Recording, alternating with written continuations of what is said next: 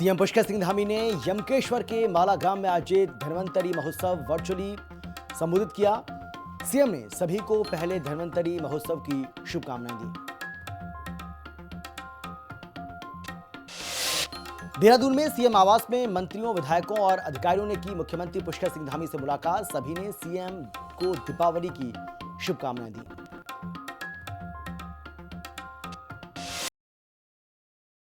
Checking कर रहे पुलिसकर्मियों को थार चालक ने मारी टक्कर, 3 पुलिसकर्मी घायल, थार चालक मोहम्मद उमर गिरफ्तार।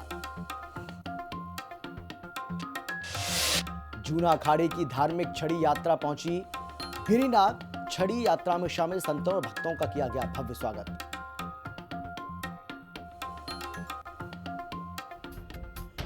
नमस्कार, आप देख रहे हैं हिंदी खबर में हूं आपके साथ अमित शर्मा। बड़ी जानकारी आपको हम दे रहे हैं। देहरादून से इस वक्त की एक बड़ी खबर सामने आ रही है, जहां 3-4 नवंबर को विधानसभा का विशेष सत्र आयोजित किया जाएगा। राज्य स्थापना की रजत जयंती पर यह विशेष सत्र बुलाया गया है। सत्र को लेकर अधिसूचना भी जारी कर दी गई है। तो ये बड़ी जानकारी आपको हम दे रहे हैं, बड़ी खबर आपको हम बता रहे हैं। राज्य स्थापना की रजत जयंती पर यह विशेष सत्र बुलाया गया है। सत्र को लेकर अधिसूचना भी जारी कर दी गई है। देहरादून विधानसभा में होगा ये 2 दिवसीय सत्र। देहरादून से इस वक्त की ये बड़ी जानकारी लगातार आपको हम दे रहे हैं। 3-4 नवंबर यानी कि 2 दिन ये सत्र चलने वाला है। राज्य स्थापना की रजत जयंती पर यह विशेष सत्र बुलाया गया है। तो इस वक्त की बड़ी जानकारी आपको लगातार दे रहे हैं। देहरादून विधानसभा में होगा 2 दिवसीय सत्र। देहरादून से इस वक्त की ये बड़ी खबर, बड़ी जानकारी। 3 और 4 नवंबर को विधानसभा का ये विशेष सत्र बुलाया गया है, जिसके लिए अधिसूचना भी जारी कर दी गई है। तो सत्र को लेकर ये अधिसूचना, इसका नोटिफिकेशन जारी हो चुका है। 2 दिवसीय ये विशेष सत्र होगा।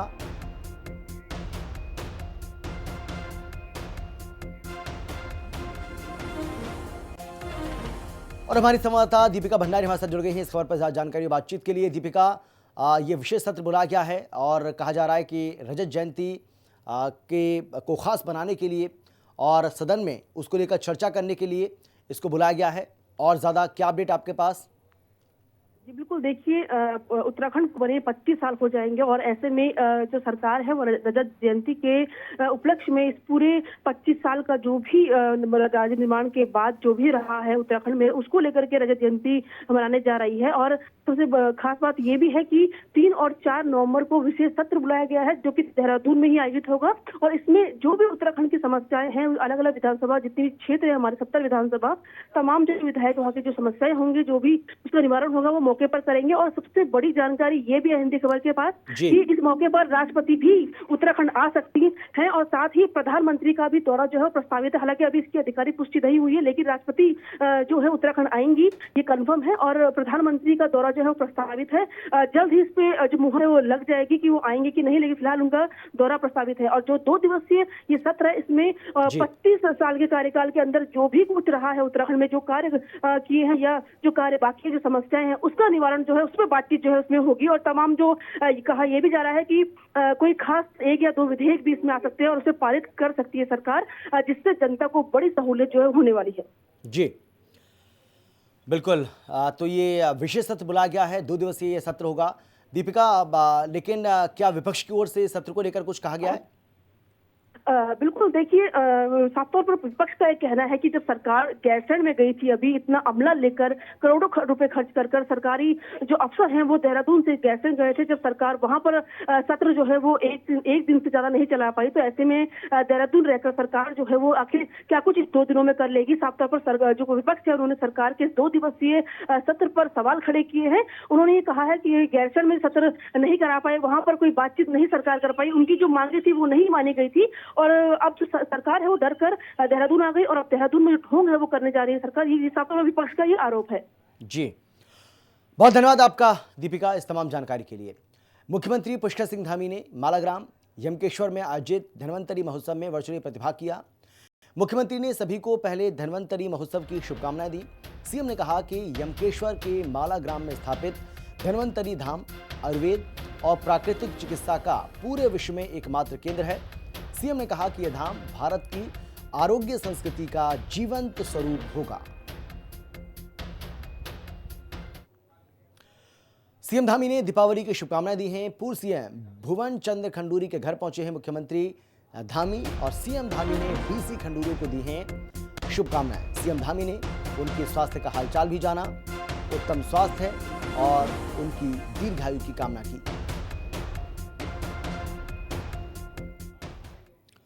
सीएम धामी ने दीपावली की शुभकामनाएं दी हैं। पूर्व मुख्यमंत्री तीरथ सिंह रावत को भी उन्होंने शुभकामनाएं दी और तीरथ सिंह रावत के निवास पर जाकर उन्होंने उन्हें शुभकामनाएं दी हैं। ये एक और बड़ी जानकारी आपको हम दे रहे हैं। आपको बता दें कि मुख्यमंत्री तीरथ सिंह रावत के निवास पर जाकर उन्हें बधाई और शुभकामनाएं दी हैं। दीपावली की बधाई उन्होंने दी।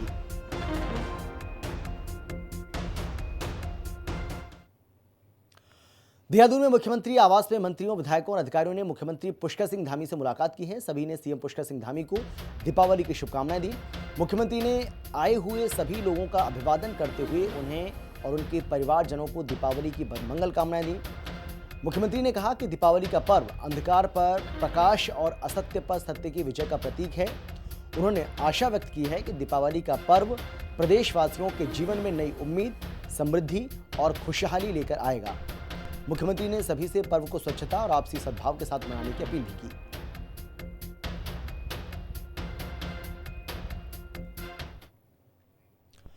सीएम धामी से मिले हैं मंत्री गणेश जोशी। कैबिनेट मंत्री गणेश जोशी ने शिष्टाचार मुलाकात की है।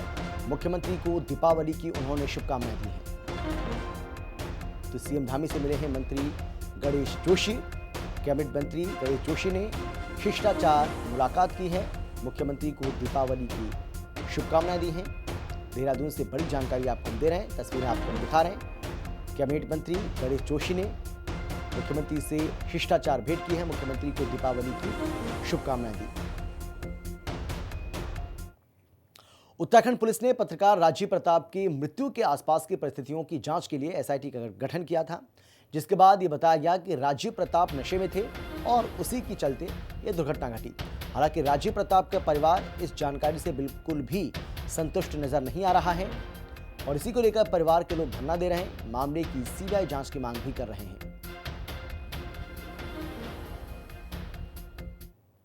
उत्तरकाशी के रहने वाले उत्तराखंड के युवा पत्रकार राजीव प्रताप की मौत के बाद कई सारे सवाल प्रदेश के अंदर उठे और अभी भी, क्योंकि इसमें ये मेन सवाल था कि क्या ये किसी साजिश के तहत मौत हुई या फिर कोई दुर्घटना थी, और वो सवाल आज भी बरकरार है। उनका परिवारजन जो है आज सड़क पर आ गया है।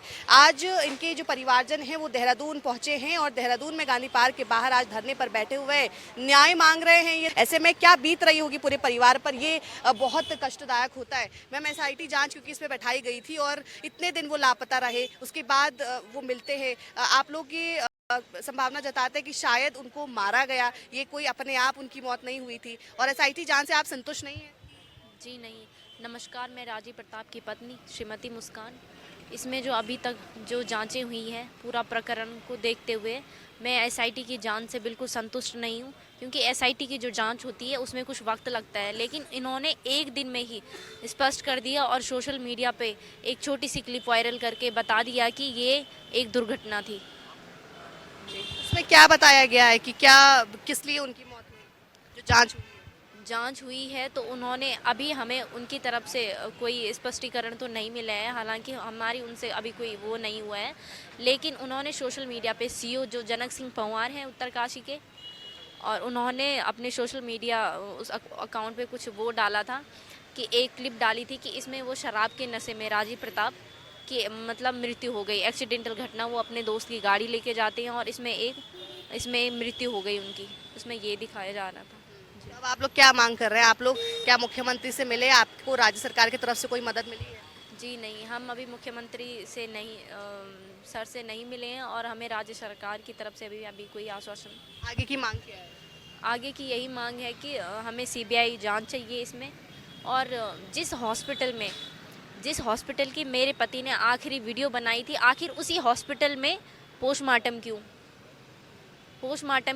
जिस हॉस्पिटल में मेरे पति की लास्ट वीडियो थी, हालांकि हमें उसमें उन्होंने मतलब लास्ट वीडियो जो हॉस्पिटल की बनाई थी वही वीडियो बनाई थी जिला अस्पताल उत्तरकाशी की, और उसी हॉस्पिटल में पोस्टमार्टम क्यों? और मैं इसमें चाहती हूँ इसमें सीबीआई जांच हो, क्योंकि इस महीने को इस प्रकरण को पूरा 1 महीना हो गया है और इसमें अभी कोई भी ऐसा कठोर सबूत नहीं मिल रहा है जिससे मैं अपने मन को संतुष्ट कर सकूं। राजीव प्रताप की जो माँ हैं वो भी हमारे साथ हैं, क्योंकि आंटी देखिए, अपना बेटा खोना अपने आप में एक बड़ा दर्द होता है। आप लोग न्याय मांग रहे हैं, आप सड़क पर हैं, हर दिन ये जो आंसू गिर रहे हैं, कहीं ना कहीं कई सारे सवाल इसमें हमें भी नजर आते हैं। आप लोग कई सवाल कर रहे हैं, इसको लेके क्या कहेंगे? क्योंकि आपको लगता है कि ये जो बोला जा रहा है या जो वीडियो उसमें आई कि नशे में जो, या आपको लगता है कि उनको मारा गया? मेरे इतना भी नशा नहीं करता मेरा बेटा, नहीं करता? इतना भी नहीं करता, तो है इतना नहीं करता जो वो अपना जान वो करना था। वो किसी ने मारा, किसी ने मारा? महिला बुला के ले गए और उसके शरीर का कपड़ा निकाल के तब वो 9 दिन 10 दिन तक गायब रखा। हम ढूंढ ढूंढ के उसी रास्ते से, तब 9 दिन बाद उसी रास्ते, तब कैसे मिला वो बाद में कैसे मिले वो? तब नदी के किनारे उस समय जब पहले ढूंढी, 9 दिन 10 दिन तक ढूंढी, तो क्यों नहीं मिला वो? कि राजीव प्रताप को न्याय कब मिलेगा, ये सबसे बड़ा सवाल है। और अभी भी क्योंकि इस पर जांच बैठी है, उसमें कई तरीके के फैक्ट्स जो हैं वो सामने रखे गए, लेकिन ये हमने बात करी राजीव प्रताप की धर्मपत्नी से, उनकी मां से और उनके पिता से, और तीनों ने ही एक बात कही कि वो चाहते हैं कि इसकी उच्च स्तरीय जांच हो, और जो भी जांच हुई है वो उससे संतुष्ट नहीं है, ना ही उन्हें किसी भी तरीके की मदद की गई है। वो बस ये जानना चाहते हैं कि उनके बेटे की या उनकी पति की जो मृत्यु हुई है, आखिर वो किस कारण हुई है। क्या ये साजिश के तहत उनको मारा गया या फिर ये अपने आप कोई दुर्घटना थी? इन्हीं सवालों के साथ आज ये परिवार सड़कों पर न्याय की गुहार लगा रहा है। देहरादून से कैमरा पर्सन इलियास अहमद के साथ में शुभांगी बठेंदी, खबर।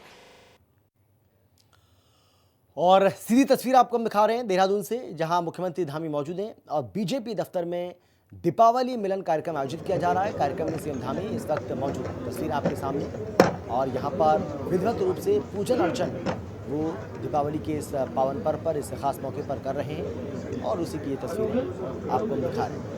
बीजेपी दफ्तर में मौजूद हैं, जहाँ पर ये कार्यक्रम हो रहा है, और मंत्रोच्चारण के बीच मुख्यमंत्री धामी यहाँ पूजन अर्चन कर रहे हैं।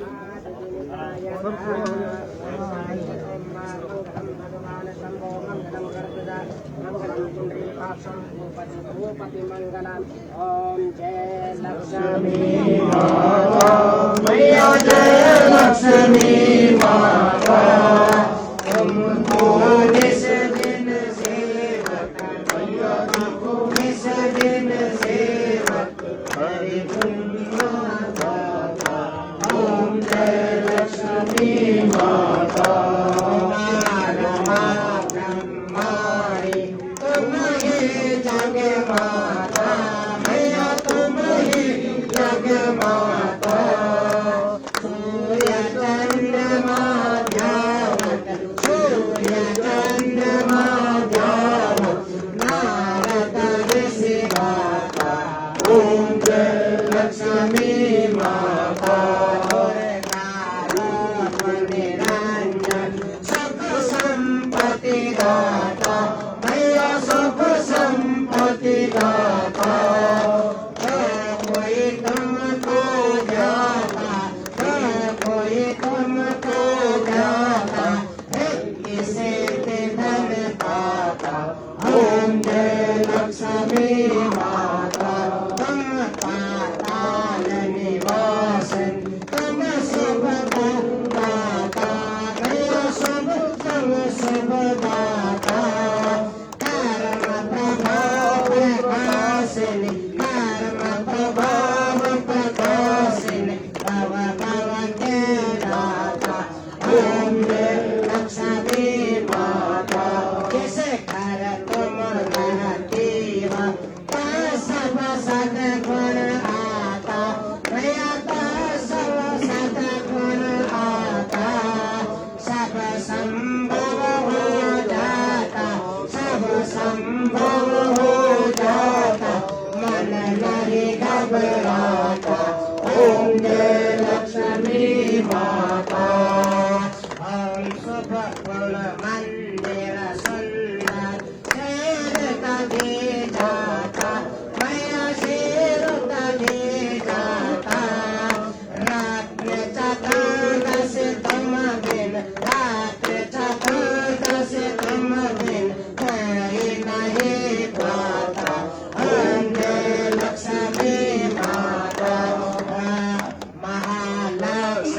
की आरती जो कोई जल गाता मैया दूध गाता और आनंद समाता और आनंद समाता आप उतर जाता।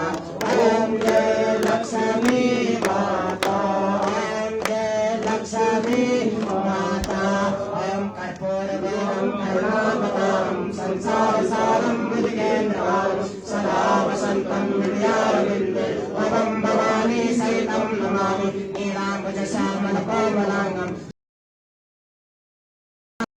महासायकचारुचापं नमामि रामं रघुवंशनाथं नमामि कृष्णं रघुवंशनाथं आवाहनं न जानामि प्रवाचनं रोदा एव न जानामि मंत्रहीनं ध्यानं। और चलिए अब रुक करेंगे कुछ और खबरों का। देहरादून समेत पूरे देश भर में दीपावली की रौनक देखने को मिल रही है, लेकिन दिवाली पर कई दुकानदार ऐसे हैं जिनकी दिवाली फीकी नजर आ रही है। देहरादून के आराघर चौक स्थित पटाखों की दुकान में लोगों की भीड़ कम होने से दुकानदार मायूस हैं। हिंदी खबर से बातचीत करते हुए दुकान मालिक ने कहा है कि इस बार पटाखे की बिक्री मंदी पड़ी है, तो वहीं ग्राहकों का कहना है कि अगर कोई ऑफर मिलता है तो ज़्यादा बेहतर होता। दुकानदारों और ग्राहकों से जानिए आराघर चौक पर बाजार की स्थिति। देश भर में दीपावली की धूम मची हुई है और ऐसे में अगर बात करें बाज़ारों की खरीदारी की तो हर दुकानदार को ये उम्मीद होती है कि लोग जो है उनकी दुकानों में आकर पटाखे हों, चाहे दिए हों मिट्टी के, चाहे मूर्तियां वो खरीदें और उनसे कहीं ना कहीं उनका जो जीवन यापन है वो आसान हो। हम इस वक्त मौजूद हैं आराघर टी जंक्शन में, जहाँ पर ये पटाखों की तमाम दुकानें जो है वो लाइन से लगी हुई हैं। कितनी बिक्री हो रही है, कितना फ़ायदा इस बार हो रहा है, क्योंकि देखिए सरकार ने नया स्लैब जो है GST का वो भी लागू किया है। कितना फ़र्क उनके काम पर पड़ा है, कितनी आमदनी हो रही है इस दिवाली में, क्या सच में उनकी दिवाली भी इस बार रंग बिरंगी, उनसे बातचीत करेंगे। भैया कैसी हो रही है खरीदारी इस बार?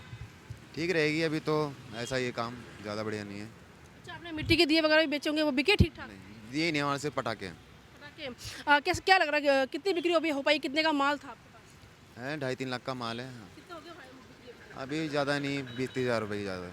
क्या लगता है आपको सरकार ने जो GST जो नई लागू की है उसके बाद क्या परिवर्तन हुआ है, बाज़ारों में फ़ायदा हो रहा है क्या? बाज़ार में तो परिवर्तन है, लेकिन अगर आप देखें तो सारे त्यौहार एक ही महीने में पड़ गए हैं। अभी दिवाली है, इससे पहले करवा चौथ था, उससे पहले नवरात्रि थे, दशहरा 2 तारीख का दशहरा था, अभी छठ पूजा है। तो जब एक ही महीने में त्यौहार आ जाते हैं तो थोड़ा सा बजट बिगड़ ही जाता है। GST से तो फ़र्क पड़ा है और अभी फ़िलहाल मार्केट स्लो है। अब दोपहर के बाद जब शाम को 4 बजे के बाद लोग ख़रीदारी के लिए निकलेंगे।